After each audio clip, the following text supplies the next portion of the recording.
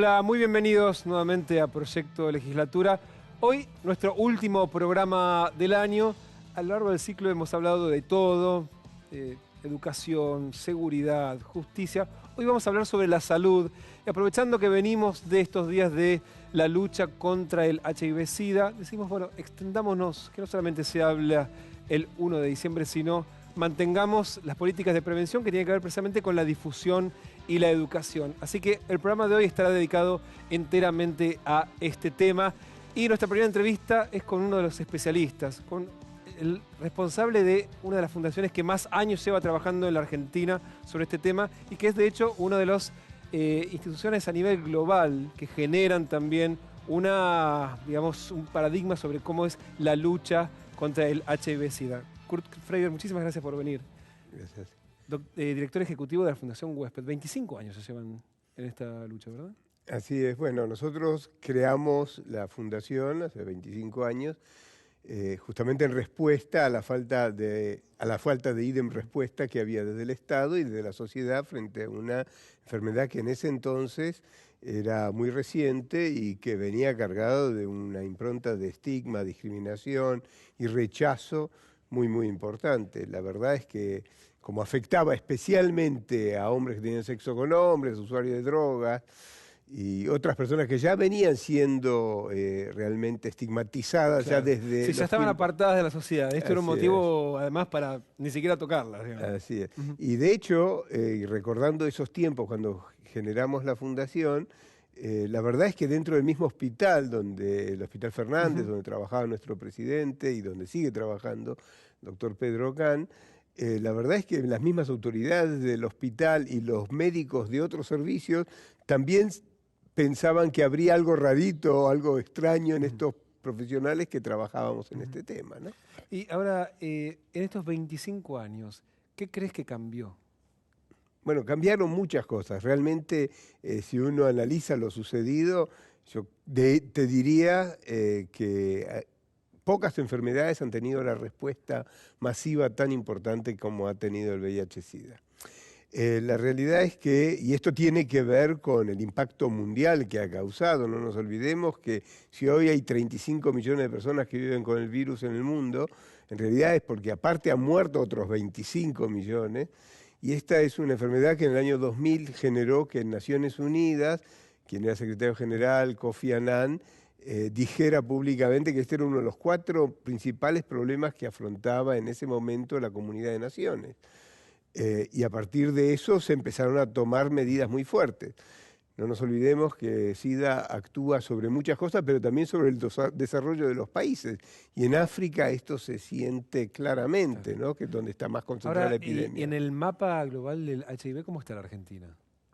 Bueno, nosotros estamos, si se puede decir de alguna manera, razonablemente bien. Nosotros tenemos una epidemia que está concentrada en algunos grupos, básicamente, me refiero a los hombres que tienen sexo con hombres, a las personas trans, a las trabajadoras sexuales, a los usuarios de droga, pero en el resto de la población estamos al mismo nivel que están otros países desarrollados del mundo, ¿no? No tenemos una epidemia generalizada como sí hay en otros países. Ahora, ¿no? ¿qué riesgos hay precisamente por las vías de difusión de la información de la prevención del HIV?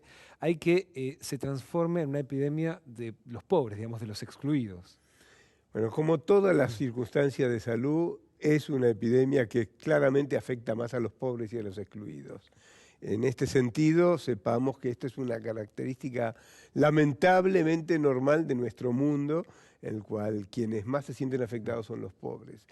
De hecho, si esto tuvo tanto impacto y tanta respuesta a nivel mundial fue justamente porque no afectaba específicamente a los pobres. Yo siempre digo que si nosotros estuviéramos trabajando en otras patologías que en la Argentina han sido muy serias, como el Chagas, por ejemplo, claro, jamás hubiéramos crecido en la fundación como hemos crecido. Pero bueno, esto, es decir, yo también creo que un poco el viento de cola que traía la epidemia a nivel mundial y la respuesta que hubo fue algo importante para que la Fundación adquiriera el protagonismo que adquirió. Una de las cosas que sí cambió también fue el tema de los test, ¿no? Cómo averiguar si finalmente alguien es portador o no de HIV. Te voy a invitar, Kurt, a que veamos un pequeño informecito que hicimos ahora en estos días, la posibilidad de que en 15 a 20 minutos una persona pueda averiguar, hacerse el test y determinar si tiene o no HIV. Lo compartimos. En Argentina, 1 de cada 2 personas con VIH no sabe de su situación. Por eso es fundamental la detección temprana. En el marco del Día Mundial de la Lucha contra el SIDA se están realizando los test rápidos de HIV solamente con un pinchazo y 15 minutos. Vamos a aprovechar también, lo vamos a hacer acá, para que la gente vea paso por paso exactamente de qué se trata. ¿Cómo es este estudio entonces? Hacemos una extracción a través de un pinchazo del dedo. Hacemos la punción a través de una gotita de sangre, lo colocamos en el capilar y de esa manera después lo volcamos a la tirita reactiva y tomamos la hora de la extracción y esperamos sí o sí 15 minutos. El HIV es el virus, uno puede ser portador del HIV, ¿sí?, sin estar enfermo, uno puede tener el contacto hoy con el virus, hacerse el testeo hoy y que salga negativo. Existe un periodo de ventana que es el tiempo en que uno tuvo el contacto con el virus y hasta que se manifiesta en sangre. En general el periodo de ventana estamos hablando más o menos de 2 meses.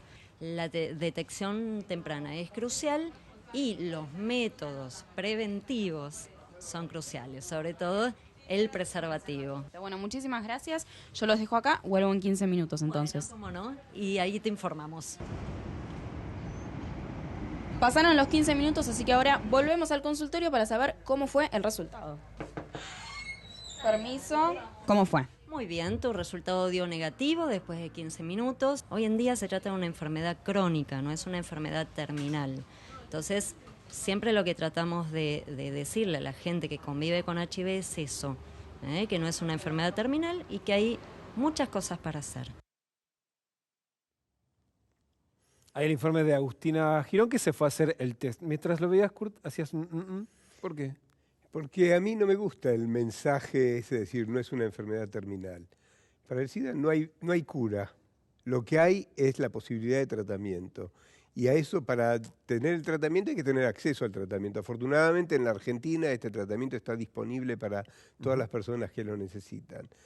Pero la realidad es que sigue siendo una enfermedad mortal para aquel que no toma el tratamiento. Gracias al tratamiento se transforma en una enfermedad crónica. Puede transformarse en una... A mí me gusta más hablar no hablar tan terminantemente y hablarlo más en posibilidades.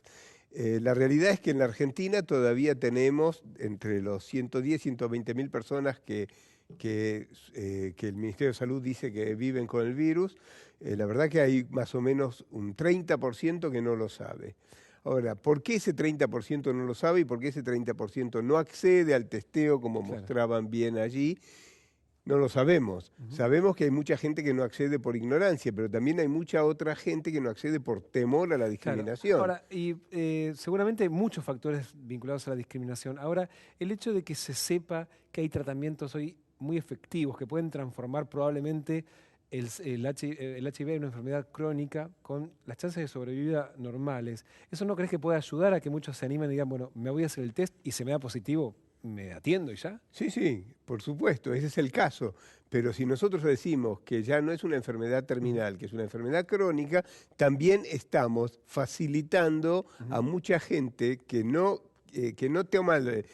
tiene prácticas de sexo seguro, que no usa preservativo. Así no lo hago. No lo hago, si total es una enfermedad que no es terminal, es una enfermedad crónica como tantas otras. Entonces no me cuido. Y esto es un mensaje contradictorio muy complicado, especialmente para los jóvenes, pero no solo para los jóvenes, para la gente mayor como yo, que no nacimos con la práctica del preservativo, sino al contrario, nosotros nacimos, nuestra vida sexual nació en la época del amor libre, en la época... Entonces, sí, después hubo que deshacer todo eso. Claro, entonces en este momento hay muchísima gente mayor que vive sola, que tiene prácticas sexuales, y más ahora potenciadas incluso por las nuevas medicaciones que existen al respecto, y que no se cuidan porque piensan o las mujeres que no pueden quedar embarazadas o los hombres que están fuera de todo riesgo. Y entonces esto es un tema complejo. Yo prefiero el mensaje que dice, existe la medicación, testeate, existe la medicación que puede garantizarte una vida una vida plena, pero no dejes de cuidarte. Kurt, y para finalizar, precisamente una de las cosas que también cambió fue el tema de la medicación. Digamos, en los primeros años se veía que se tomaban larguísimos cócteles de drogas que también hacían que la vida del que tuviese HIV no sea lo más agradable. Eso cambió, de hecho, y hoy puede ser decir, bueno, no es tan dramático el hecho de hacer el tratamiento, ¿no? Bueno, un poco es lo que te decía antes, los cambios que han habido son enormes con respecto en los 25 años transcurridos o en los 30 años que tiene la epidemia a nivel mundial, en el sentido justamente de tratamientos que a partir del año 96-97 demandaban la toma de 20 pastillas por día, ahora llegamos a tratamientos que demandan la toma de una o dos solamente. Y esto tiene muchos efectos. Primero, obviamente, los efectos sobre el organismo de la persona que tiene que tomar tanta medicación, pero también tiene un efecto importante sobre la adherencia al tratamiento, porque no nos olvidemos que esta gente que necesita tomar la medicación debe tomarla el resto de su vida, porque esta es la idea, ¿no? Tiene que ser totalmente adherente al tratamiento. Y, por otra parte, también no es lo mismo cuando vos estás trabajando que tus compañeros de trabajo te vean tomando 20 pastillas por día, sí, claro, a tomarte una pastilla antes de salir de casa. Claro. Con lo que es un tema íntimo y que probablemente nadie se tiene que enterar. Y que nadie se tiene que enterar. Estas son cosas muy importantes que han sucedido y que por eso, hoy por hoy, podemos decir que realmente lo que es la epidemia de SIDA está en vías de extinción, de terminarse, ¿no? Si alguien necesita ayuda de la Fundación Huésped, ¿cómo puede hacer para acercarse? Bueno, fundamentalmente llamando o mandando por mail. Hoy en día todo el mundo se comunica por las redes sociales. Nuestra página web es www.huésped.org.ar. Así que, por otra parte, estamos en marco de una campaña que llamamos Yo También, que tiene que ver con que entendemos que para terminar realmente la epidemia es necesario que todos participemos, y en esa participación colectiva está el yo también. Yo también participo, yo también soy solidario, yo también colaboro, yo también trato de ser voluntario de una organización que trabaja en temas que tienen que ver con VIH, con sexualidad diversa. Es decir, el yo también es importante, y en ese sentido también tenemos incluso una página web que es www.yotambien.org.ar, específicamente para la campaña. Para sumarse a la campaña. Para sumarse. Kurt, muchísimas gracias por haber venido. Gracias por invitarme. En el próximo bloque nos quitamos los prejuicios con Chau Tabú. Ya venimos.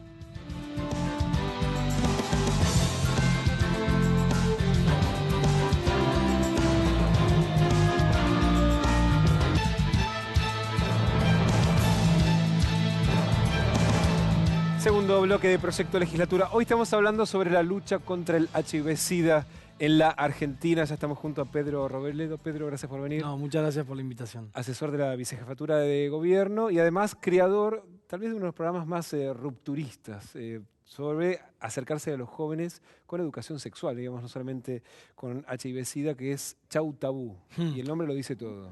Bueno, el nombre lo dice todo y la verdad es que surgió con otros compañeros míos del gobierno de la misma edad, en la que nos preguntamos de qué forma se podía acercar la educación sexual a los jóvenes y de qué forma se podían romper tabúes, pero con una forma efectiva.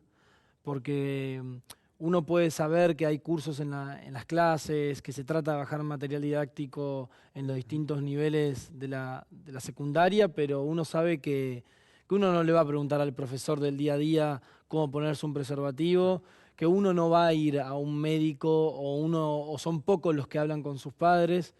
Y no, de hecho, todo eso es todo lo contrario. Por eso, o sea, casi no ocurre. O sea, es muy difícil que los adolescentes decidan ir a consultar a un médico por una cuestión vinculada a la educación sexual o temores vinculados a las enfermedades de transmisión sexual. No, y los datos lo demuestran, es decir, la cantidad de embarazo joven en todo el país ha aumentado, el poco uso del preservativo entre los jóvenes. Justo ayer vi una encuesta de que está empezando a aumentar el uso del preservativo en los jóvenes, pero no es un dato que sea muy positivo. O sea, falta todavía en seguir penetrando en el tema de la educación sexual. Y lo que nosotros sabíamos es que los jóvenes están en las redes sociales y los jóvenes están en Internet. Entonces, ¿por qué el Estado no utilizar una herramienta tan efectiva como el Internet para poder llegar?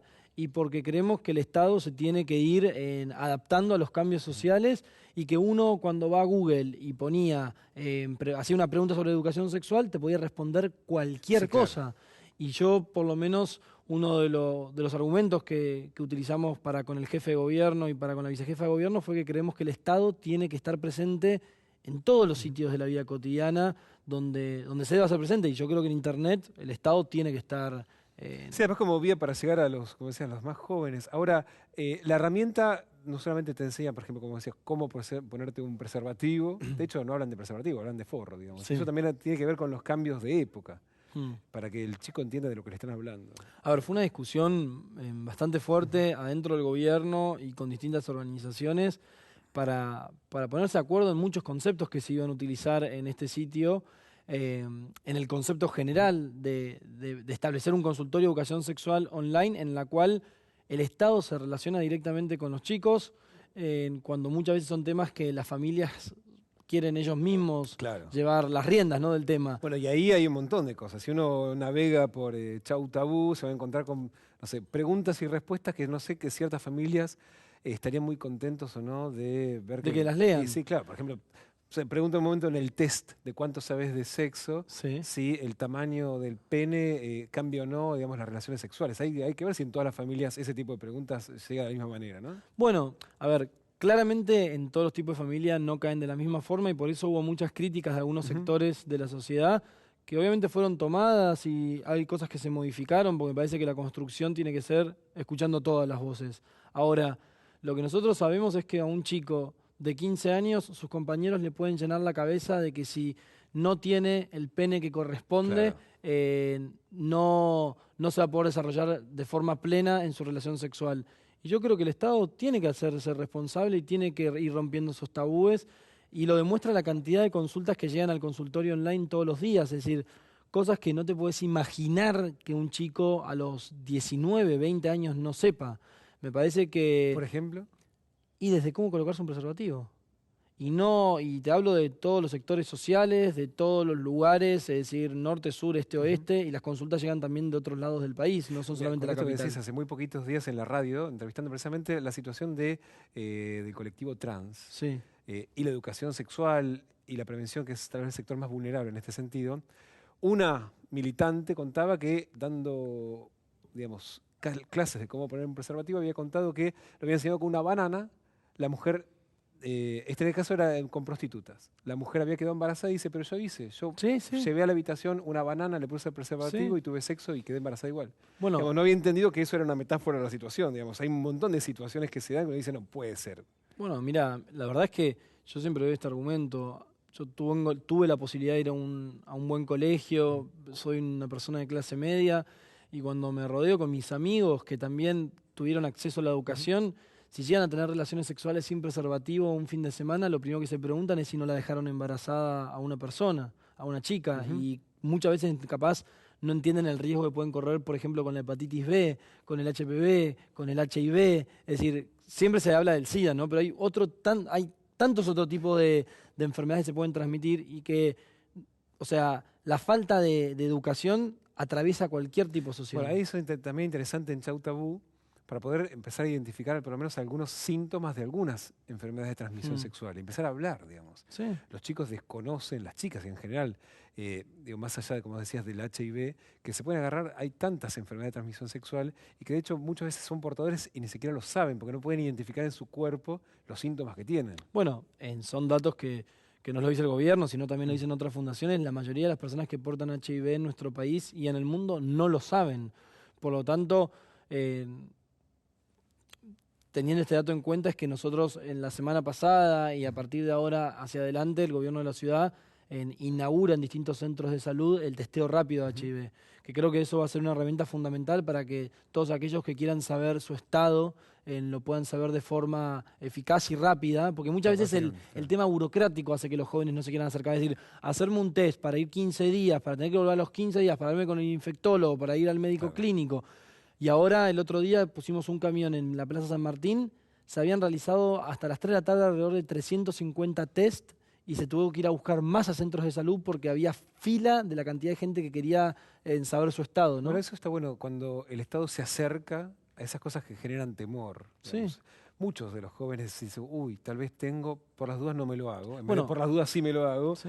El hecho de cuando el Estado está cerca te decís, tal vez me animo y lo hago. Sí, bueno, yo creo que el gran ejemplo, y conversado con Mauricio, fue que el jefe de gobierno fue personalmente a hacerse el test de VIH. Absolutamente. Él junto a la vicejefa de gobierno, y me parece que no en un signo político o partidario, la verdad es que a mí me tocó hablarlo con él y yo le expliqué que me parecía que era algo importante que un político en el ejercicio del cargo que le toca a Mauricio Macri, me parece que iba a ser un ejemplo para el resto de la sociedad y también como decir, mirá, o sea, yo soy jefe de gobierno y me lo hago y este servicio que estamos prestando al gobierno es para todos por igual. Claro. Me parece que fue un gran paso, ¿no? Claro, de hecho que sí, también ayuda a romper el miedo, el tabú, sobre todo decir, y si estás, lo bueno es que después está el Estado para asistirte. Es que yo creo que el tema de los tabúes, ahora justamente estamos empezando a trabajar con la ministra Stanley de Desarrollo Social, toda una nueva plataforma sobre el tema de adicciones. Me parece que lo peor que se puede hacer frente a distintos problemas que tenemos los jóvenes y la sociedad en general es ser necios y querer mirar para el otro lado. Es decir, ¿el embarazo joven existe? Sí. ¿Hace que las chicas dejen la secundaria? Sí. ¿Existe el aumento del contagio de distintas enfermedades de transmisión sexual en todo el mundo? Existe. Uno no puede mirar para otro lado. Y también lo que existe es la falta de información. Entonces, me parece que cuando un padre que a mí me tocó hablar se oponía al sitio, decía, no, porque ahora mi hijo si entra a internet va a ver esto. No, su hijo si entra a internet va a ver muchas otras cosas. Y el problema es que va a encontrarse con cosas que lo van a malinformar también. Malinformar. Y ahí ese fue el argumento que usamos con el jefe de gobierno para decirle, tenemos la responsabilidad de brindar la información correcta a los jóvenes que entren al internet, ¿no? Ahora, dentro de las acciones que se hicieron los últimos días precisamente en la lucha contra el HIV-Sida y para visibilizarlo se hizo la 20ª caminata maratón, en el que obviamente el objetivo precisamente es llegar a todos. Lo compartimos. Ya se escucha la voz de Pipo Chipolati acá en este camión y con los tweets arranca esta caminata 2 kilómetros por SIDA. Haber movilizado más de 500.000 de personas en estos 20 años nos llena de orgullo. No es lo mismo que un director clínico de una fundación, de un hospital, le dé un mensaje que a los chicos, que se pare León Gieco, Darse, los Cuchos de los Decadentes, y le digan con una publicidad directa que hasta que no se encuentre la vacuna, la única manera que tenemos de concientizar con el VIH-Sida es usar profiláctico, pero para que la gente sea amiga es usar forro, chicos. Es una palabra que debe estar en el vocabulario de todos nosotros asiduamente porque me cuido, te cuidás, nos cuidamos. ¿Cómo lo hacemos? Con la música, con la mente y con el forro. Veo un montón, mucha conciencia al respecto. Me parece que se ha avanzado un montón en cuanto a información. Yo creo que lo mejor es que ir a un hospital, que no les dé vergüenza, porque en los hospitales te van a dar toda la ayuda que necesitas, ir y preguntar, sacarse la vergüenza de eso. También es la vergüenza de ir y preguntar y pedir un preservativo. Que el mensaje es que se informen que hoy en día con internet cuesta muy poquitito, son 10 minutos. Y realmente uno sin saberlo podría estar ayudando un montón. La gente está más preparada para afrontarlo, pero bueno, sí queda mucho para hacer todavía. Uno está más consciente y sabe que se tiene que cuidar en realidad. Y es nada más enseñar que se tiene que poner un forro. No es complicado. Antes era una enfermedad incurable y ahora solo es una enfermedad que trae problemas. Y los problemas tienen solución.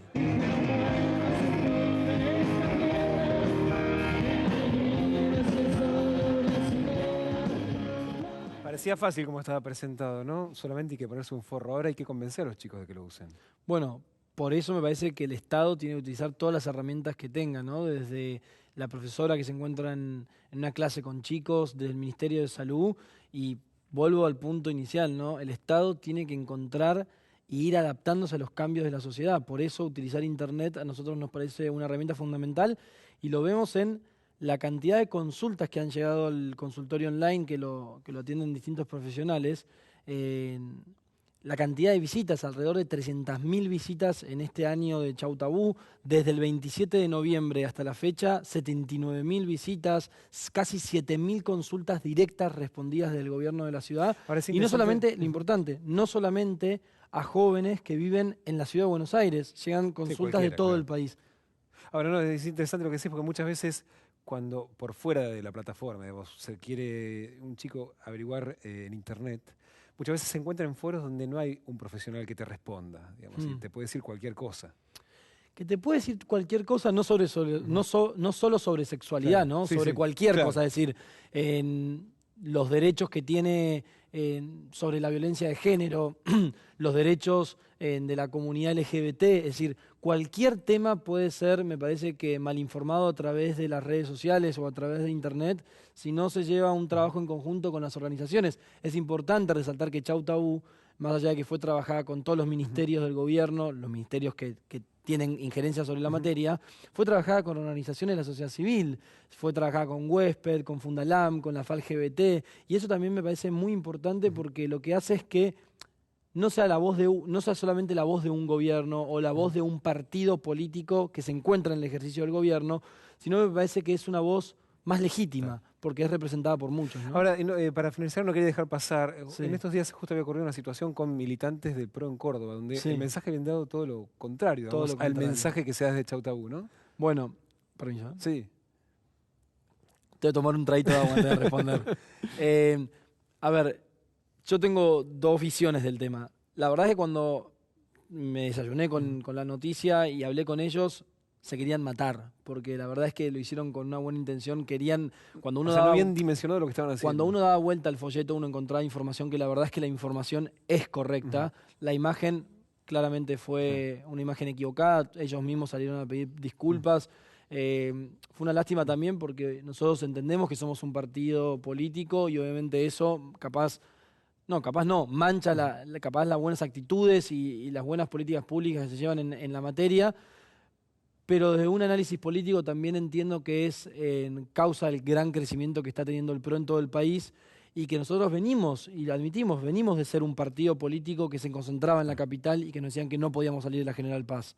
Ahora salimos de la General Paz, estamos llevando una fuerza política a todo el país y la verdad es que nos cuesta, todavía sí nos cuesta y tenemos que seguir entendiendo la forma de organizarnos respecto a estas cuestiones, la comunicación del partido, las decisiones que se van tomando. Después de esto te puedo asegurar que la Juventud del PRO hemos inaugurado un protocolo de comunicación que tiene que pasar por todos los niveles habidos y por haber. Sí, además que no solamente, también me imagino formación interna del partido sobre estas cosas, digamos. Bueno, es un Chau Tabú interno también, digamos. Bueno, me parece que los tabúes que se tienen que ir rompiendo no son solamente para los jóvenes. Me parece que inclusive dentro de las estructuras políticas, y me parece que dentro de la sociedad en sí, ¿no? Es decir, esto está pensado para los jóvenes, pero cuando uno ve que los indicadores de HIV han crecido mucho en los hombres mayores de 50 años, uno dice, bueno, deberíamos crear también un Chau Tabú para gente mayor. Pero muchísimas gracias por haber Muchas gracias a venido. ustedes por la invitación. En el próximo bloque, otro tema vinculado a esto que tiene que ver con el colectivo gay de lesbianas, transexuales y travestis, la prevención y también todavía la lucha contra la discriminación vinculado al HIV-Sida. Ya venimos.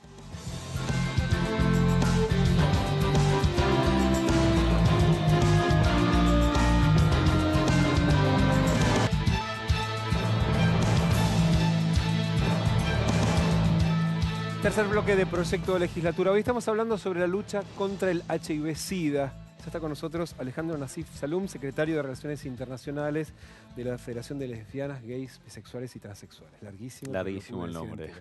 Gracias por venir, Alejandro. No, por favor, gracias por la invitación. ¿Qué tan ligado a la discriminación todavía el colectivo gay, lésbico, trans, bisexual padece la relación con el HIV? Y la verdad que es un vínculo que, bueno, que es histórico, que es desde el surgimiento mismo de la epidemia de VIH, y es algo que cuesta muchísimo, pasan los años, pasan las décadas, la situación ha ido cambiando radicalmente, el VIH pasó de ser una infección que después de unos años era una infección mortal a ser una infección crónica con tratamientos cada día mejores, tratamientos que hoy en día con 1 o 2 pastillas o 3 según el tipo de tratamiento por día, vivís una vida, digamos, sin mayores complicaciones. Claro. Sí, además podés no enterarte, digamos. Podés no enterarte, hay cosas mucho más, digamos, hay infecciones mucho más graves, incluso de transmisión sexual de las que se habla poco y nada y hay muy poca información. Y sin embargo, el estigma, que es la palabra que suele usar es el estigma que suele haber alrededor del VIH, que se arrastra desde los inicios, sigue vigente, sigue muy vigente y es algo muy difícil de pelear. O sea, hasta el día de hoy es como que estuviese de alguna manera esa relación entre que si tenés VIH es porque sos gay o lesbiana, no porque en general de las lesbianas nunca se habló de estos temas, digamos, que sos gay o que consumís alguna droga prohibida, y encima obviamente con una visión negativa, o sea, porque la verdad es que si encima hubiese realmente una relación entre varones gays, por ejemplo, y VIH, de todas maneras, digamos, también la cuestión tiene que ver con el prejuicio que todavía, año 2014, matrimonio igualitario y tanta agua corrido bajo el puente, sigue habiendo sobre las personas por su orientación sexual o por su identidad de género. Sí, hay como que el contagio de HIV, esta cosa de la estigmatización, es decir, algo hizo. Claro, O sea, es como una carga, ¿no? Y de hecho, uno todavía se sorprende, ¿no? De escuchar a veces discursos, por suerte, minoritarios, pero de algunos sectores, sobre todo religiosos, muy fundamentalistas, donde todavía se habla, y en otra época se hacía mucho más abiertamente, esta cuestión como del castigo, ¿no? O sea, como del VIH como un castigo a determinadas prácticas sexuales, a determinadas conductas, y la verdad es que ese estigma todavía queda y es muy difícil de erradicar. Y es claramente contra lo que hay que, contra lo que hay que luchar. Como si hubiese prácticas sexuales que están exentas. Claro, como si hubiese prácticas sexuales que son correctas, que son moralmente aceptables y que por lo tanto, y que no es que estuvieran exentas del VIH. Porque la verdad es que yo digo una relación monógama entre un hombre y una mujer, pero donde probablemente uno de ellos podrían, dentro de un matrimonio conformado, pero uno de ellos podría haberse infectado con VIH, no sé, a partir de, por ejemplo, no sé, una mujer que trabaja en la salud y podría haber en situaciones excepcionales la transmisión de VIH, y esa relación sexual no está exenta de la transmisión de VIH, pero sin embargo no tiene esa carga, ¿no? De hecho, uno conoce casos de transmisión de VIH que no tienen que ver con relaciones sexuales entre varones o otras de ese tipo, y es como que, bueno, después, que es la persona como que todo el tiempo tiene que estar explicando, ¿no? Claro, pero mirá que no soy ni gay, mirá, ni, claro, no, ni consumo de drogas prohibidas, ni soy trabajadora sexual, no soy trans, en realidad soy trabajadora de la salud y atendiendo a un paciente, tuve un accidente y pasó tal cosa. Y, entonces ahí es como, bueno, está bien, me quedo más tranquilo, como que, listo, volvés a ser ahí moralmente correcto. Son cosas que tal vez no se piensan tan directamente, pero es un estigma que se arrastra desde toda la historia del VIH, y la verdad es que hasta el día de hoy sigue pesando y es probablemente uno de los mayores problemas a combatir. Todavía hay mucho para trabajar en materia de prevención, pero el tema del estigma es algo terrible porque, como se suele decir, digamos, los números varían porque son estimaciones basadas en modelos estadísticos, pero entre el 30, 40, 50% de las personas que viven con VIH no lo saben, no se testearon y no se les de hecho, diagnosticó. como no lo saben, es muy difícil establecer un número. Claro, en realidad hay modelos estadísticos donde, bueno, en base a cómo con el tiempo las personas se van teniendo el diagnóstico y en función de las estimaciones de desde cuándo fue el diagnóstico, se puede hacer una estimación. Pero pongámosle fuera el 30, que el 40 o el 50 en cualquier caso es una barbaridad, que una parte importante de las personas que viven con VIH no lo sepan, lo que significa es, primero, que pueden avanzar con la infección durante varios años hasta desarrollar, digamos, hasta tener una disminución bastante importante del sistema inmunológico. Que en ese momento ya es tarde. Que en ese momento ya es tarde. Muchas veces con medicación en ese momento se puede, digamos, retrotraer el cuadro y volver a una situación relativamente de salud aceptable, pero también hay casos donde no, y sobre todo en poblaciones muy vulnerables, muchas veces en mujeres trans, en trabajadoras sexuales. Por eso te iba a preguntar, de hecho, son el sector tal vez más vulnerable, ¿no? Claro. Sobre todo más por la expectativa de vida que tienen. Hubo un informe de la Defensoría de un par de años atrás de la ciudad. Todos los informes en Argentina y en Latinoamérica dan promedios de vida, de expectativas de vida de entre el 35, 40, 45 años. Es muy bajo. Y entre los factores que tienen... Uno lo dice así porque ya lo dijo 1.000.000 de veces, pero la verdad es que cuando uno lo piensa un segundo es dramático, es una cosa terrible. O sea, cuando uno se pone a pensar qué sector de la población tiene esa expectativa de vida. Sí, además, y por lo general son desempleados, o sea, están condenados a la pobreza y a la violencia, vinculados a las drogas, a la prostitución, y encima temas de salud. Digamos, por un lado, o las cirugías, las prácticas mal hechas para la transformación del cuerpo, y por otro lado, el tema de las enfermedades de transmisión sexual. Pero lo que tiene que quedar clarísimo cuando sale esos temas, porque a veces es muy difícil a los números darles el real sentido, ¿no? Porque es verdad que hay una alta prevalencia de VIH en población trans, en mujeres trans. Es verdad que tal vez en varones gays la prevalencia de VIH puede ser un poco superior a la media, históricamente lo ha sido, y incluso se ha detectado en los últimos años algún leve aumento, dicen algunos informes, ¿Y eso pero a qué también lo hay que atribuís? entender, ¿cómo? ¿A qué lo atribuís? Y tiene que ver, en parte tiene que ver con que a medida que, digamos, que la infección por VIH deja de ser una infección mortal y pasa a ser una infección digamos, que se puede tratar y que es crónica, obviamente, es esperable, no digo que sea ni que esté bien ni que esté mal, pero es esperable. Que se relajen los... que se relajen, pero digo, por eso yo a veces me indigno un poco cuando veo que los especialistas a veces lo dicen con sorpresa, ¿no? Yo digo, a mí me parece algo completamente previsible. Sí, igual Cuando fue la epidemia de gripe A, todo el mundo andaba a la calle con barbijos. Cuando pasaron un par de semanas, un par de meses y vimos que no era tan nadie anda con grave, alcohol que en no te gel ibas, tampoco, que no era claro. una sentencia de muerte de la infección de gripe A, la gente dejó de Igual, usar ese tipo Alejandro, de el cuidados. riesgo que, digo, al margen del HIV es contagiarse las otras cosas que se pueden contagiar a través Exactamente, de de las relaciones cuales en sexuales. general no se habla demasiado. No, por eso, y de, o sea, hepatitis. Sí, que algunas son de mucho más difícil tratamiento incluso que el VIH. Pero la verdad es que esta cuestión del estigma, vuelvo, es muy importante porque es justamente lo que es el estigma, ese temor irracional a tener VIH por todo lo que implica socialmente, es precisamente la principal causa que lleva a las personas a no testearse.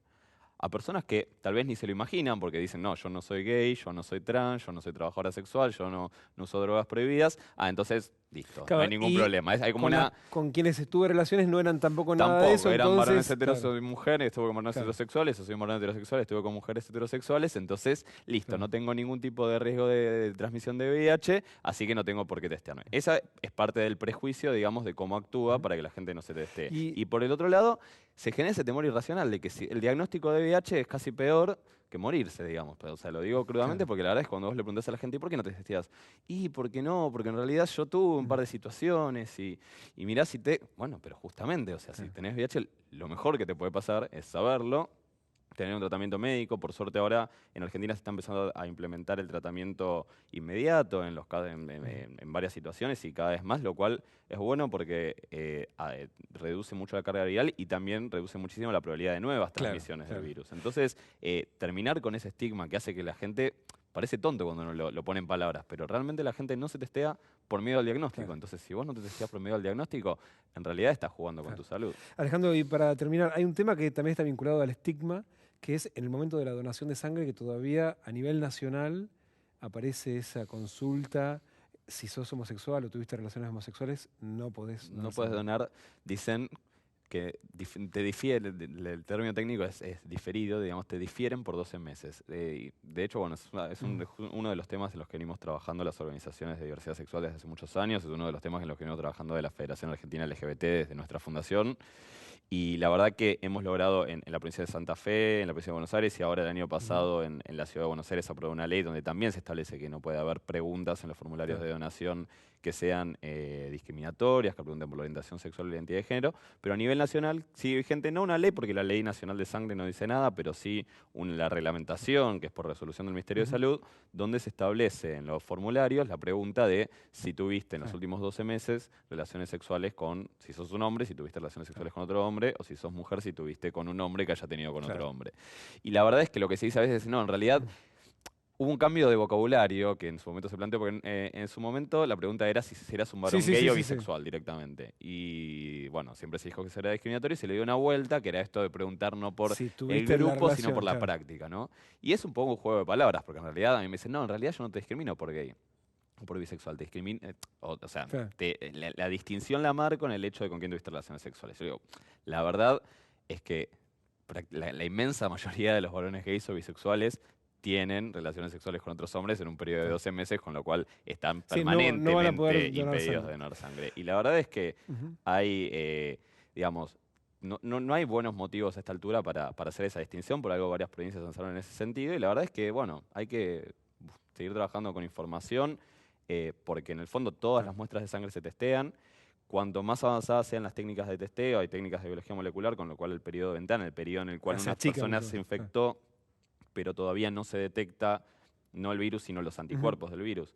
se reduce muchísimo, unos pocos días, y por eso es importante que de todas maneras haya preguntas, pero lo que yo creo es que también cuando se hace esta distinción tan clara sobre, bueno, las trabajadoras sexuales, los varones gays, estos tratamientos tan específicos, hace que todos los demás se relajen, ¿no? Porque si todo el mundo, si un varón heterosexual, una mujer heterosexual piensa que no puede tener VIH, entonces también va a hacer que sea mucho menos cuidadoso o cuidadosa a la hora de ir a donar sangre, a la hora de pensar si voy a ir a donar sangre. Yo, si a mí me piden donar sangre, lo primero que voy a hacer es pensar si tuve alguna situación o no, si estoy en condiciones, o mirar yo mismo el formulario, o leer un instructivo y tomarlo con responsabilidad. Creo que hay que tratarlo desde la responsabilidad de cada persona al momento de donar sangre, que no es una cosa liviana. Alejandro, muchísimas gracias por haber venido. Muchas gracias a ustedes por la invitación. En el próximo bloque, la lucha de las mujeres por usar el preservativo femenino. Ya venimos.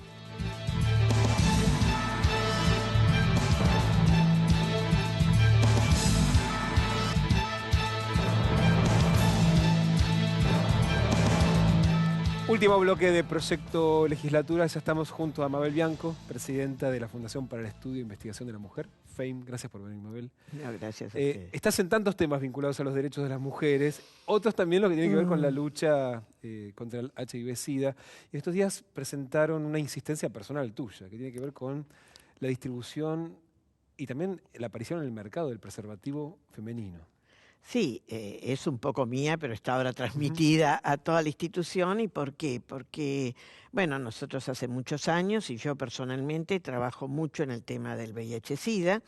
Empezamos a trabajar por los 80 y pico, cuando poco se hablaba del tema sobre las mujeres. Claro, cuando era un tema, cuando la peste rosa excluía a las mujeres, ¿no? Sin embargo, la Organización Mundial de la Salud, y yo eso lo decía antes de crearse el programa de Naciones Unidas, ONU-SIDA, la Organización Mundial de la Salud decía que había que atender al tema de las mujeres, porque las mujeres justamente por unos valores culturales y demás teníamos más dificultades para poder pedir sexo seguro y promover el uso del preservativo y pedir el uso del preservativo. Así que ya se decía por aquellos años. Estás hablando, pasaron casi 30 años de eso.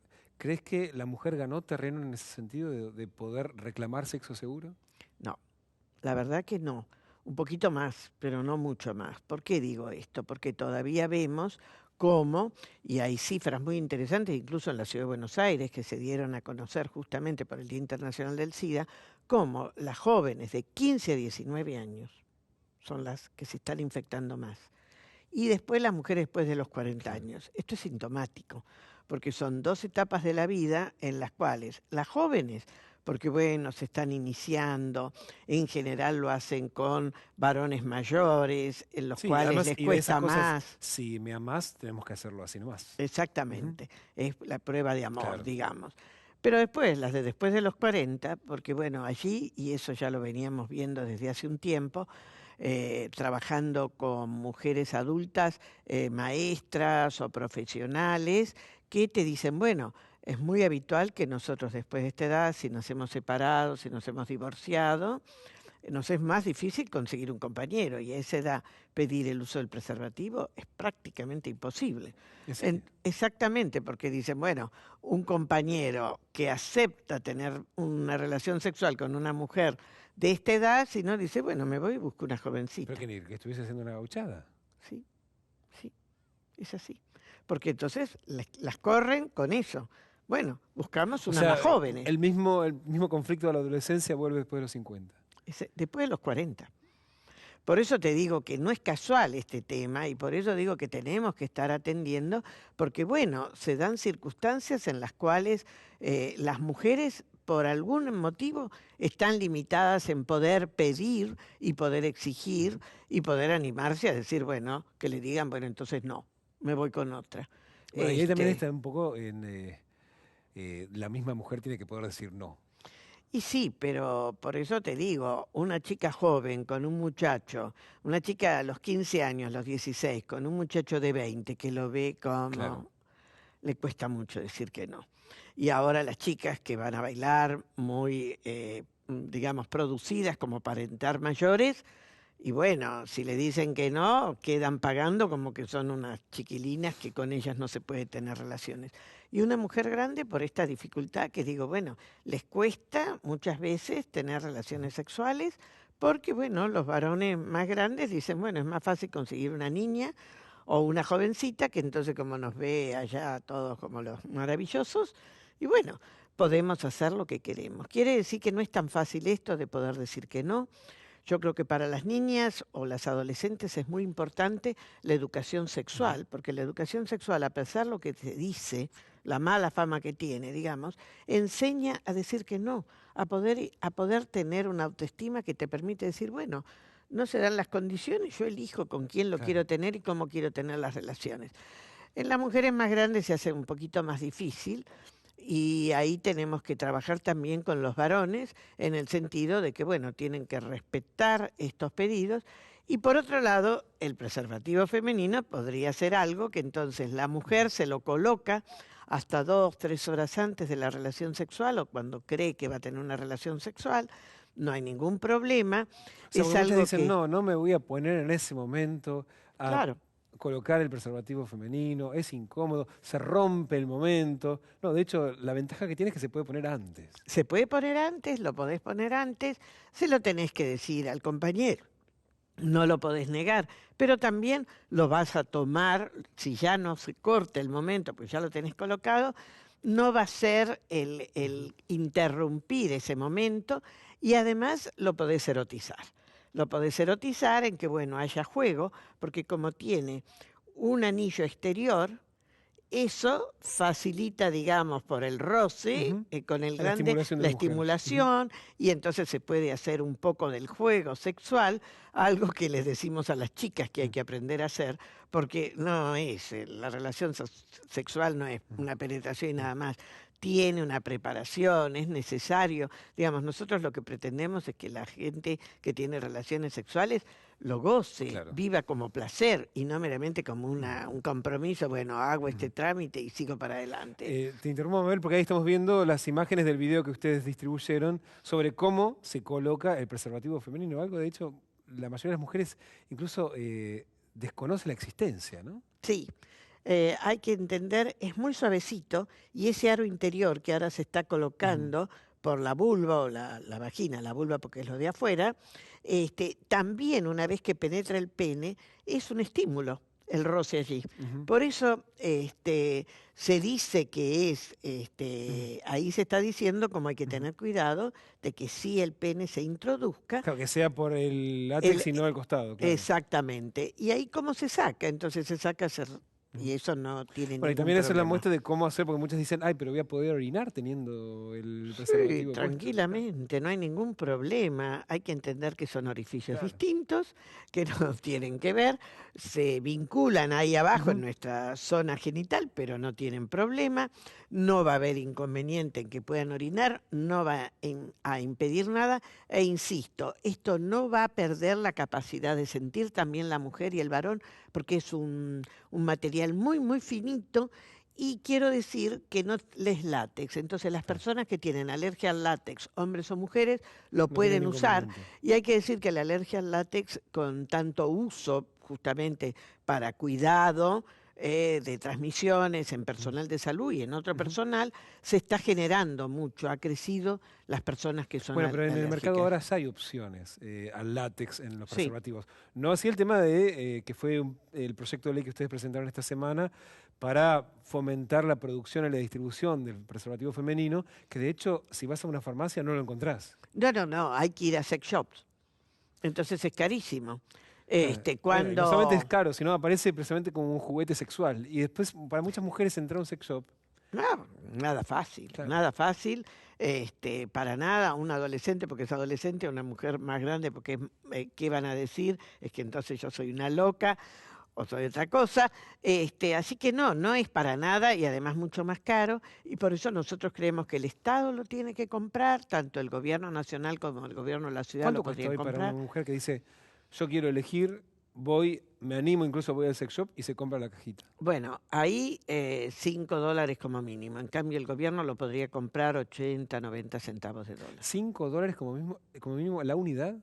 No, las cajitas La que cajita, tienen 3. 3. Pero el gobierno lo podría comprar a 80, 90 Sí, estamos centavos. hablando igual, si tenés suerte y conseguiste al oficial, estás hablando de más de Bueno, 40 pesos. Yo quiero invitar a las que lo quieran probar, que pueden escribirnos al feim@feim.org.ar, porque tenemos una cantidad que nos ha dado el Ministerio de Salud, que es justamente para que hagan pruebas, pero para que nos digan, bueno, qué pasó, se animaron, pudieron, cómo lo vivieron ellas, cómo lo vivió el compañero, así que nos pueden pedir y nosotros lo facilitamos. Es interesante, además si empieza a difundirse entre las mujeres y lo empiezan a reclamar, las políticas públicas después aparecen también con esas cosas, digamos. Bueno, esto es lo que pensamos, porque si no, la otra cosa, Brasil está ya comprando 2, 3 millones por año y tiene que llegar a más. La otra cosa, si no, es que siempre se distribuye o se pretende distribuir entre trabajadoras sexuales.